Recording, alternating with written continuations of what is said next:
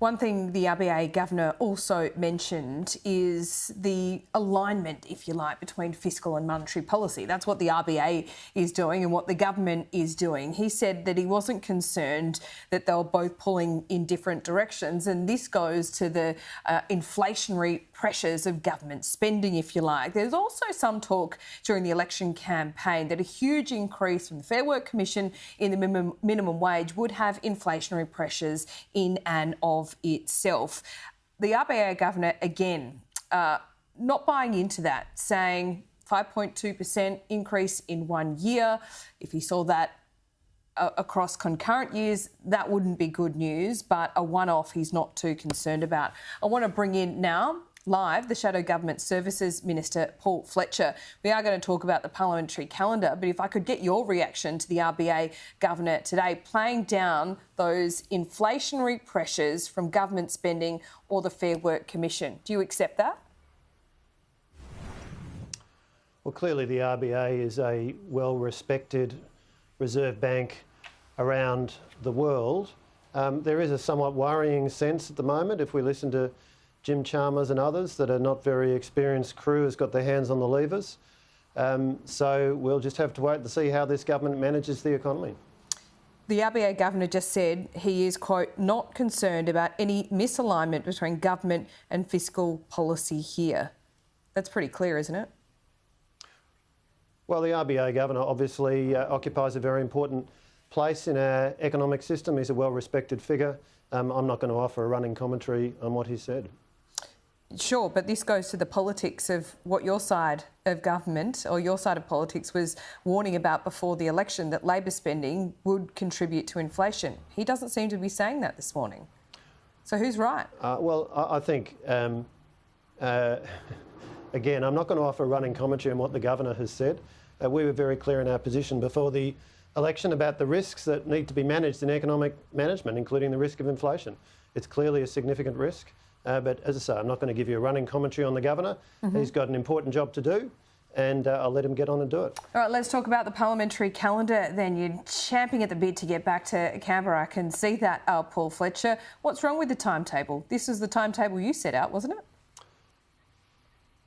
Well, Labor has just released the sitting timetable for the balance of the year. Just 8 weeks in the House of Representatives, only 7 in the Senate. When you add what Labor's put in with the sitting days in the first half of the year, it gets you to just 40 sitting days in 2022. Now, if you compare that to previous election years, on average, 2013, 2016, 2019, 48 days. So this is very light on indeed. You know, Mr Albanese talks a lot about accountability and scrutiny and transparency. That's the role of the Parliament. And by minimising the number of days that the Parliament is sitting, it seems that Mr Albanese is seeking to avoid accountability and scrutiny. You know, the Parliament doesn't first sit until the 26th of July. It's required to sit under the Constitution within 30 days of the return of the writs. The last date for that is 28 June. So just scraping in there, they seem to be taking every opportunity to push out the date as far as possible. By contrast, after the 2013 election, Parliament sat within 11 days of the return of the writs. So are you just desperate to get back and vote for the new emissions reduction target? Is that what it is? Well, Laura, the point I'm making is that Mr Albanese and Mr Burke, who's Leader of the House, when in government, talked about, when in opposition, I should say, talked about the role of accountability and the role of the Parliament in holding the government to account. Indeed, when we released the sitting timetable for 2022, Mr Burke was indignant. He said that it looked like a timetable to minimise the number of sitting days between now and the election. That was true, wasn't it? That looks exactly like what the Labor government has now released. So what do you think the motivation is? What are they trying to avoid, Paul Fletcher? What do you suspect here? Well, I think they're trying to avoid scrutiny. They're trying to minimise the amount of time in Parliament. Mr Albanese seems more interested in jumping on planes and flying around the world than doing the detailed nuts and bolts work of Parliament, debating the issues that are of importance to the Australian people. You know, it didn't take long under the previous Labor government for Kevin 07 to be known as Kevin 747 because he loved getting on a plane so much. Now we've got Airbus Albo. He wants to get on a plane, it would seem, whenever he can. And the concerns that he articulated at earlier stages in his parliamentary career about the importance of accountability and scrutiny of the Parliament, that seems to have all been forgotten. So what trip should he not be going on? Should he not go to NATO? The point I'm making, Laura, is that what is important is that the Parliament do its work. And when you look at the numbers, when you look at the number of sitting days this year, it will be materially lower than the average, which was 48 across 2013, 2016 and 2019. You know, last year it was 67 sitting days. So we are seeing Mr Albanese and Mr Burke, the Labor government, apparently, they say they're committed to transparency, accountability, scrutiny, but they seem to be doing everything they can to minimise the number of days that Parliament actually sits, and perhaps that's because they want to minimise the amount of parliamentary scrutiny that the Albanese Labor government is exposed to. We'll see what Labor has to say about that. But if you're looking at parliamentary scrutiny, and you think the sanctity of Parliament and its oversight is so important, why did only one side of politics go to the election promising to legislate an emissions target? Well, Laura, can I just reject the connection between those two issues?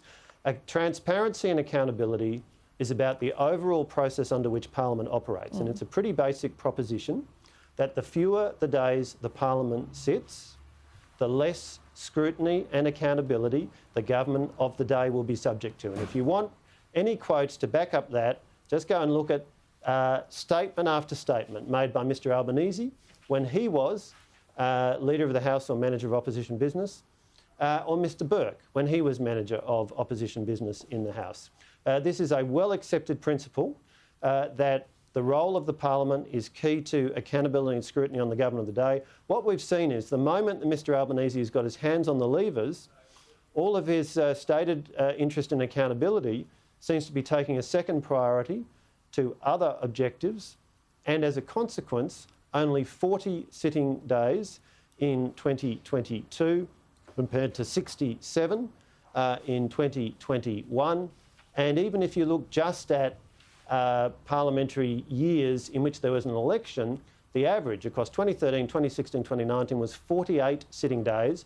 The decision that Mr Albanese and Mr Burke have taken means there will only be 40 sitting days. You cannot interpret that in any other way as a material reduction in the effectiveness of the Parliament's scrutiny of the government of the day. OK, well, 8 days might be all the difference. Paul Fletcher, we'll get Labor's response on that too. Thanks so much. Thank you.